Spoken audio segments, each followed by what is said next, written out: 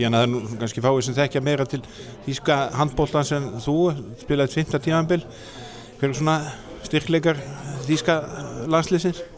Sko, þær eru mjög, þær spila harðan bolta, eru mjög sterkar varnarlega og vilja vera í fighting. Þær eru fljótar að koma sér upp og vilja ná fyrstu, annarri og þriðju bylginni.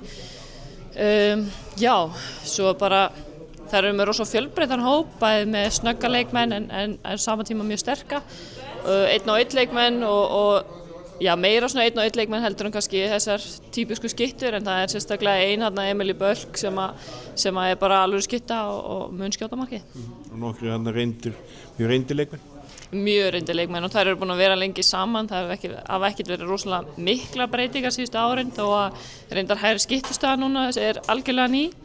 Þannig að það er kannski smá mögulega veikleiki fyrir þær og gott fyrir okkur sem við ættum að geta nýtt.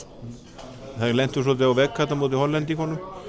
Byrja að leikja mjög vel og svo lenda þær eiginlega á svona varnarvegg sem það náðu aldrei að leysa úr þó þau færi til dæmis í 7 og 6 og framvegis. Þannig að það eru veikleikar sérstaklega kannski sóknarlega. Já, í uppstildu sóknarleik eru þær ekkert endilega kannski sterkasta liðið og þær vilja helst ná þessu í gegnum 1., 2. og 3. tempo eins og ég sagði.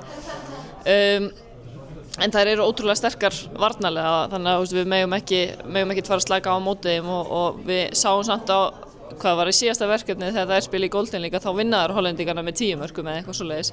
Þannig að það megum ekki vera að vanmynda þær og þær eru bara náttúrulega hörkulið og þær eru mjög sárarætt að leikinu móti Hollendingunum, það sást alveg í fjölmiðlunum hjá þeim.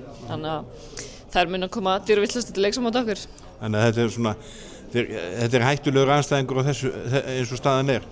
Já, þær eru það. Þær eru særðar og særdýr eru oftast hættulegustu dýrin, en við lætum það ekki á okkur til fá og bara mætum dýrvillisar á móti, sko. Já, ég meina það er allt undir í þessum eina leik. Já, algjörlega og við ætlum okkur jafn mikið áfram á þær, þannig að þetta er bara 50-50 hvort meginn þetta dettur.